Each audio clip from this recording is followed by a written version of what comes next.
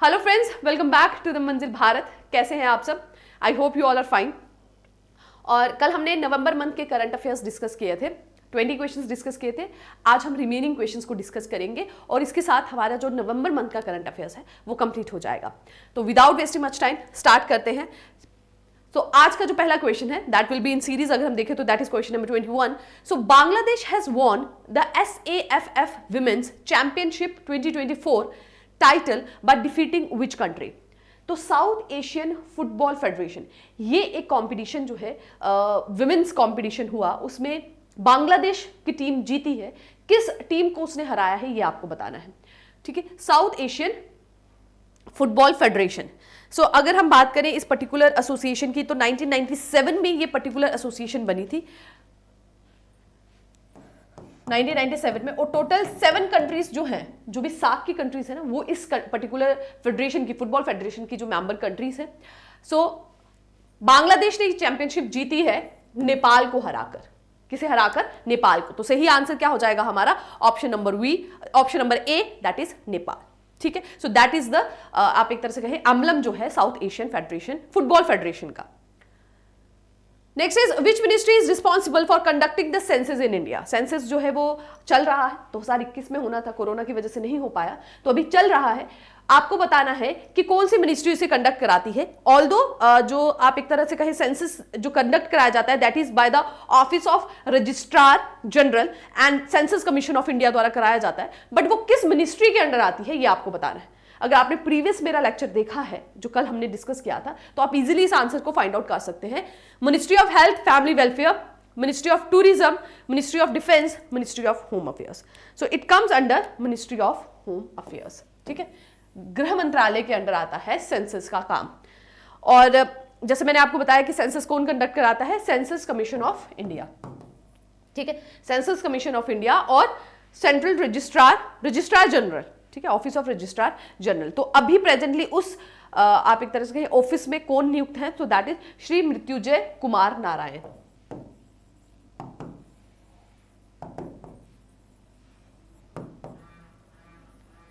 So he is census commissioner of India, ठीक है। चलिए आगे बढ़ते हैं अगले सवाल की तरफ। Where was India's first helicopter ambulance service launched? तो recently ambulance service, helicopter ambulance service, ताकि जो भी पेरिफेरल एरियाज हैं, आप एक तरह से कहें डिफिकल्ट टेरेन वाले एरिया हैं, वहाँ पर मेडिकल सर्विस इजीली पहुँचाई जा सके और कभी भी कोई इमरजेंसी की सिचुएशन हो तो वहाँ से जो है पेशेंट्स को इजीली ट्रांसपोर्ट किया जा सके ताकि उनको अच्छी फैसिलिटी, मेडिकल फैसिलिटी मिल सके। तो ये सर्विस जो है वो स्टार्ट की गई है कहाँ, ये आपको बताना है। एम्स न्यू दिल्ली, एम्स जयपुर, एम्स ऋषिकेश या AIIMS Bilaspur. So it has been started in AIIMS Rishikesh. AIIMS Rishikesh में ये पर्टिकुलर सर्विस जो है वो स्टार्ट की गई है, आप यहाँ देख सकते हैं। और इसके साथ ही उत्तराखंड में भी जो भी पेरिफेरल एरियाज हैं वहाँ ये पर्टिकुलर सर्विस जो है वो प्रोवाइड की जाएगी ताकि मेडिकल असिस्टेंस और मेडिकल फैसिलिटीज जो हैं वो लोगों तक पहुँचाई जा सके डिफिकल्ट टेरेन वाले एरियाज में भी। Where was the 15th edition of Indian-US Joint Special Forces Exercise वज्र प्रहार? तो यहां से आपको ये चीज क्लियर होती है कि जो वज्र प्रहार है वो इंडिया और यूएस के अंडर की एक्सरसाइज है। कौन सी 2 कंट्रीज इनमें मिली हुई हैं? इंडिया और यूएस, ठीक है। तो रिसेंटली ये हेल्ड हुई, आपको बताना है कि ये कहां पर हुई। Chennai Tamil Nadu, Houston USA, Visakhapatnam Andhra Pradesh, इदाहो USA. तो ज्वाइंट मिलिट्री एक्सरसाइज जो है वो होती है ताकि जो भी एक्सपर्टीज है देश आपस में उसको शेयर कर सके, ठीक है, एक दूसरे की हेल्प कर सके। डिफेंस के क्षेत्र में दोनों एक दूसरे की हेल्प से, एक दूसरे की सपोर्ट से जो है और ज़्यादा प्रोग्रेस कर सके, इसीलिए ये पर्टिकुलर एक्सरसाइजेस जो हैं वो कंडक्ट कराई जाती हैं। डिफरेंट कंट्रीज जो हैं ये आपस में करती हैं। और जो अगर बात करें वज्र प्रहार की तो वो हुई है इदाहो यूएस में, और भारत और यूएस के बीच की ये एक्सरसाइज है।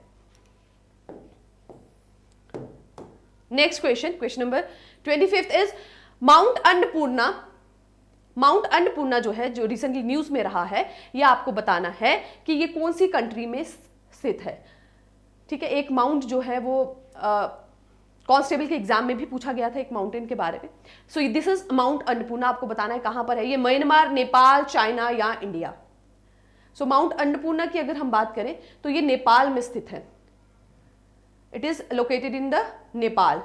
और मैक्सिमम जो भी लोग इस माउंट आप एक तरह से कहें क्लाइंबर्स जो जाते हैं, ठीक है, नेपाल में ये है, जो भी क्लाइंबर मैक्सिमम इस अन्नपूर्णा माउंट को क्लाइंब करने के लिए जाते हैं, मैक्सिमम फर्टिलिटी रेट जो है इस माउंट में देखा गया है।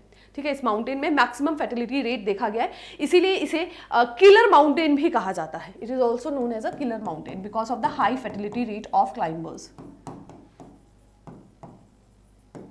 ठीक है, और 10th नंबर पे ये आता है वर्ल्ड के हाईएस्ट माउंटेन्स की अगर हम बात करें, so it is a 10th highest peak, 10th highest peak. ठीक है, सो हियर इट इज, यहां पर है ये नेपाल में अन्नपूर्णा। आगे बढ़ते हैं। Which city of Gujarat is being developed as India's first greenfield smart city. So Gujarat में एक ऐसी सिटी है जिसे डेजिग्नेट किया गया है to be converted it as a first greenfield smart city. अब ग्रीनफील्ड क्या होता है, एक होता है ब्राउन फील्ड, एक होता है ग्रीन फील्ड। ब्राउन फील्ड का मतलब होता है जो एग्जिस्टेंट स्ट्रक्चर है उसको रेनोवेट किया जाता है, जो भी एग्जिस्टेंस वहां पे स्ट्रक्चर्स हैं उन्हें ही तोड़ के उनको नए तरीके से बनाया जाता है। ग्रीन फील्ड का मतलब है जहां पर एकदम well furnished new structure develop किया जाता है, पूरे तरीके से हर एक चीज जो है नए तरीके से बनाई जाती है, उसे कहा जाता है ग्रीन फील्ड। तो भारत की जो पहली ग्रीनफील्ड स्मार्ट सिटी है वो कहां बनाई जा रही है, अमरेली, भावनगर, मोरबी या धोलेरा। सो दैट इज इन धोलेरा। ठीक है, धोलेरा में बनाई जा रही है। और गुजरात का टारगेट है कि गुजरात को एक सेमीकंडक्टर हब बनाया जाए। अभी तक भारत जो है बाहर से आयात करता है सेमीकंडक्टर का, और आगे आने वाली समय में सेमीकंडक्टर की बहुत ज़्यादा डिमांड होने वाली है, क्योंकि क्लाइमेट चेंज के चलते रिन्यूएबल सोर्सेज की तरफ जा रहा है हर देश, और सेमीकंडक्टर की बहुत ज़रूरत होगी।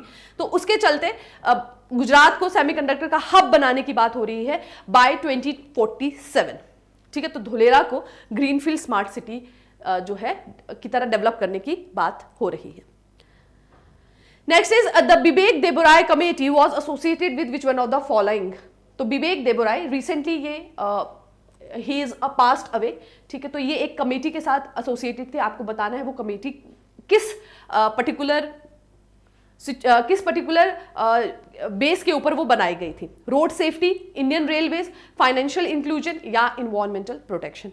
तो बिबेक देबोराय कमेटी की बात करें तो it was related to the Indian railways.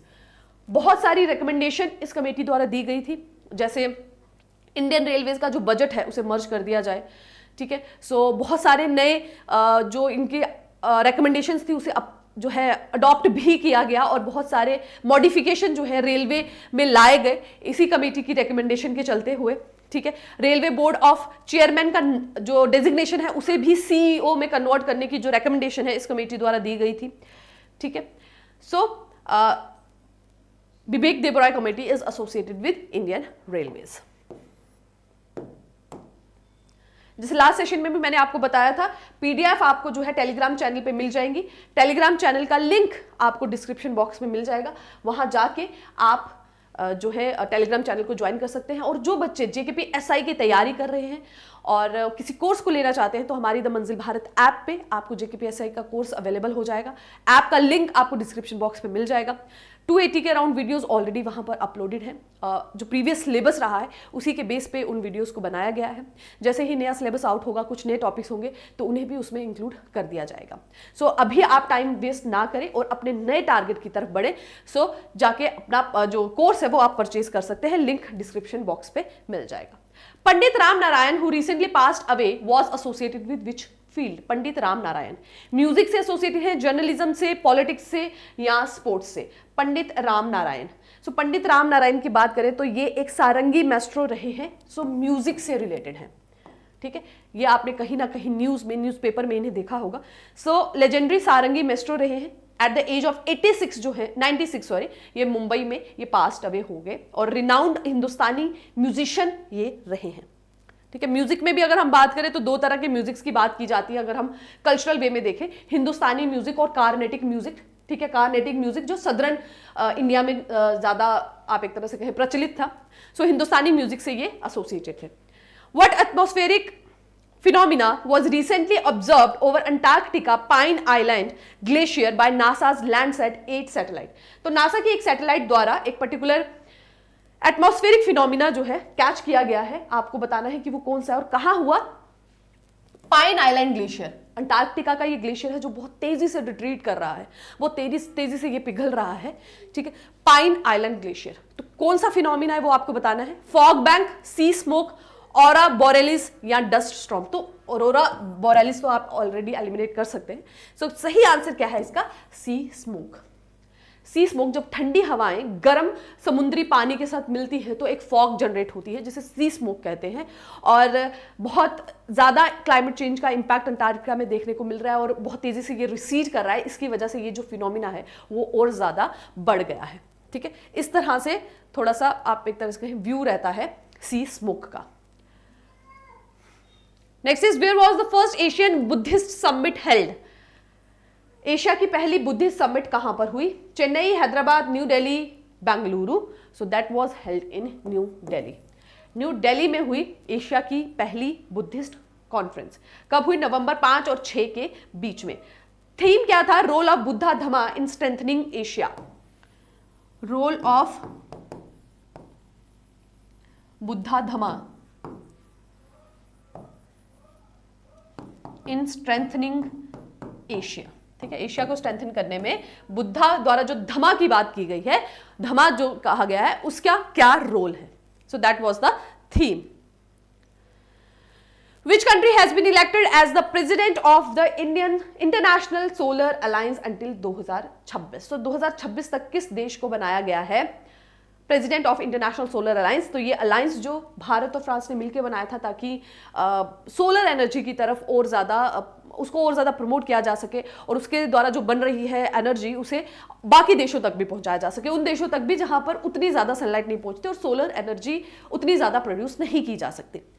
तो किस कंट्री को बनाया गया है, इंडिया, फ्रांस, ऑस्ट्रेलिया या ब्राजील। 2019 में इंडियन इंटरनेशनल सोलर अलायंस का जो है वो आप एक तरह से कहें शुरुआत हुई थी, ठीक है। सॉरी 2019 नहीं 2015 में, sorry it was not 19, it was 15, just a second, जो 2015 जो फर्स्ट टर्म रही है श्री नरेंद्र मोदी की उस दौरान, सेकंड टर्म में नहीं फर्स्ट टर्म में, okay. So country is India. Bharat को बनाया गया है इंटरनेशनल सोलर अलायंस का प्रेसिडेंट अंटिल 2016। और अगर हम सेक्रेटेरिएट की बात करें तो दैट इज इन हरियाणा, ठीक है। सेक्रेटेरिएट, क्योंकि भारत इसमें एक फाउंडिंग मेंबर की तरह है, भारत और फ्रांस। सेक्रेटेरिएट भारत में ही है, हरियाणा में।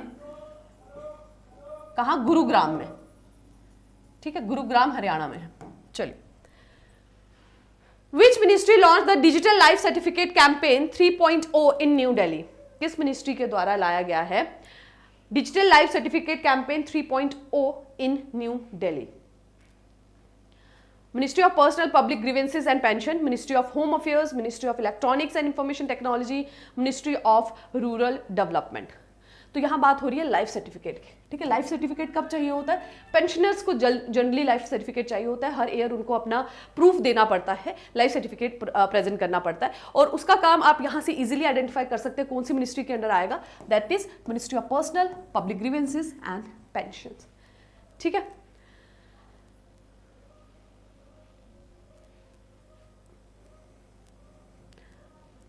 Who was awarded the Rohini Nayyar Prize 2024 for promoting STEM education in rural India? तो ग्रामीण इलाकों में science, technology, engineering and mathematics की एजुकेशन को प्रमोट करने के लिए ये अवार्ड दिया जाता है। तो 2024 में ये अवार्ड किसे दिया गया ये आपको बताना है। विनीत सिन्हा, अनिल प्रधान, विप्लव मेहता, सौरभ सिंह, किन्हें दिया गया है इस साल का Rohini Nayyar award. So it has been given to the Anil Pradhan. Anil Pradhan ji को ये दिया गया है for promoting STEM education in rural India, ठीक है। स्टेम में क्या हुआ, साइंस, टेक्नोलॉजी, ठीक है, mathematics and engineering. Voyager 2 spacecraft is an unmanned space probe launched by which space organization? ठीक है, अनमैन्ड जिसमें पर्सन नहीं है, ह्यूमन बीइंग नहीं है इस स्पेस प्रोब में। तो आपको बताना है किसके द्वारा ये लॉन्च किया गया है, ईएसए यानी कि यूरोपियन स्पेस एजेंसी द्वारा, नासा द्वारा, इसरो द्वारा या सीएनएसए द्वारा। वॉयेजर 2 स्पेसक्राफ्ट, ठीक है, 1977 में ये लॉन्च किया गया था और that has been launched by NASA, National Aeronautics and Space Administration, NASA.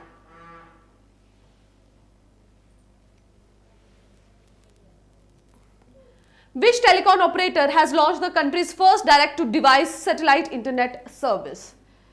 कौन सी टेलीकॉम ऑपरेटर ने लॉन्च किया है भारत का पहला direct to device satellite internet service? BSNL, Jio, Airtel, Vodafone. तो डिजिटल डिवाइड जो है रिमोट एरियाज में, उसे प्रिवेंट करने के लिए ये जो आप एक तरह से टेक्नोलॉजी है वो लाई गई है, direct to device satellite. High speed internet ये प्रोवाइड करेंगे विदाउट अ ट्रेडिशनल इंफ्रास्ट्रक्चर, की बिना किसी इंफ्रास्ट्रक्चर की जरूरत के डायरेक्टली ये high speed internet service provide करेंगे रिमोट एरियाज में, ठीक है, एडवांस्ड सैटेलाइट टेक्नोलॉजी का इस्तेमाल करते हुए, और ये किया गया है बाय बीएसएनएल। ठीक है, तो डिजिटल डिवाइड जो है उसे खत्म करने के लिए, क्योंकि ये देखने को मिला है कि जहां अर्बन एरियाज में तो ऑलमोस्ट सबके पास स्मार्टफोन्स है, सबके पास इंटरनेट एक्सेसिबिलिटी है, रूरल एरियाज कहीं ना कहीं उस चीज से पीछे रह रहे हैं। तो इस डिवाइड को खत्म करने के लिए ये लॉन्च जो किया गया है। Project Veer Gatha 4.0 is an initiative of which ministry? Veer Gatha किस मिनिस्ट्री का इनिशिएटिव है? Ministry of home affairs and ministry of education, ministry of defence and ministry of education, ministry of communication and ministry of defence, ministry of urban development and ministry of MSME.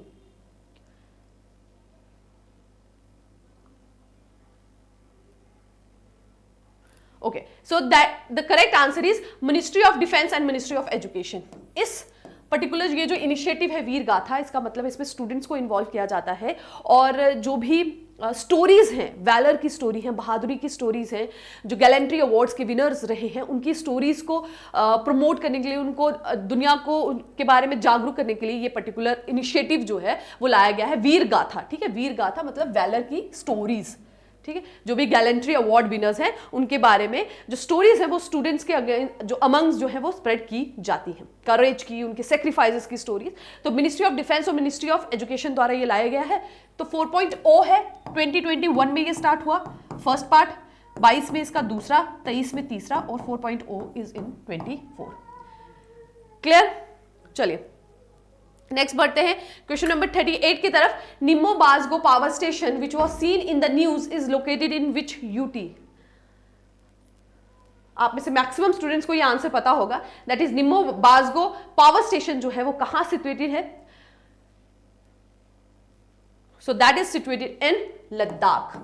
Ladakh में situated है ये Nimmo Bazgo power station. ठीक है, Leh district of Ladakh, और ये develop और operate किया जाता है बाय एनएचपीसी। एनएचपीसी के अंडर ये आता है। ठीक है, आप देखेंगे कांस्टेबल में पावर स्टेशन की जो आप एक तरह से कहें कौन उसे ऑपरेट कर रहा है, कौन डेवलप कर रहा है, उसके बारे में भी पूछा गया था। तो क्वेश्चंस का लेवल जो है ना, वो डेप्थ जो है वो इंक्रीज होती जा रही है। तो आपको अपनी प्रिपरेशन भी उसी की तरह जानी है। अब आपको सिर्फ सुपरफिशियल नहीं पढ़ना है, थोड़ा सा आपको डेप्थ में भी जाना पड़ेगा। आप देखेंगे कांस्टेबल में स्टेटमेंट वाइज क्वेश्चंस भी पूछे गए हैं। ठीक है, तो आपको अब सिर्फ न्यूज पे ध्यान नहीं देना है, उससे रिलेटेड जो आगे पीछे इंफॉर्मेशन है उसे भी आपको साथ लेके चलना है। ठीक है, तो लद्दाख में ही है और एनएचपीसी के ये अंडर आता है। बात करें कैपेसिटी कितनी है, तो इट इज 45 मेगावाट। ठीक है, 45 मेगावाट इसकी कैपेसिटी है। इंडस रिवर के फ्लो को ये यूज करता है फॉर रिन्यूएबल एनर्जी जनरेशन। ठीक, चलिए क्वेश्चन नंबर 39 की तरफ बढ़ते हैं। Recently, who has been honored with the UN Global Excellence Award for contribution to healthcare and philanthropy? Health care और फिलेंथ्रॉफी में कंट्रीब्यूट करने के लिए ये अवार्ड जो है दिया गया है। किन्हें दिया गया है ये आपको बताना है। Prabhakar Sinha, Basant Goyal, Vikram Mehta, Ravinder Singh. So it has been given to the Basant Goyal. Basant Goyal द्वारा बसंत गोयल जी को ये अवार्ड मिला है और इन्हें ब्लड मैन ऑफ इंडिया भी कहा जाता है, क्योंकि इन्होंने maximum amount of blood camp में मैक्सिमम ब्लड डोनेशन का जो है ऑर्गेनाइजेशन इन्होंने किया है, तो इसलिए इनको ब्लड मैन ऑफ इंडिया भी कहा जाता है by president. So here it is the pick. So last question of today's session is who have been awarded the 2024 Nobel prize in physics. तो फिजिक्स का जो नोबेल प्राइज है 2024 का, वो किन्हें दिया गया है ये आपको बताना है। Donald P Snelder and Joel Nathan Butler, John Hopfield and Geoffrey Hinton, Subir Sarkar and Joss Bland Hawthorn, Max Planck and Richard Feynman.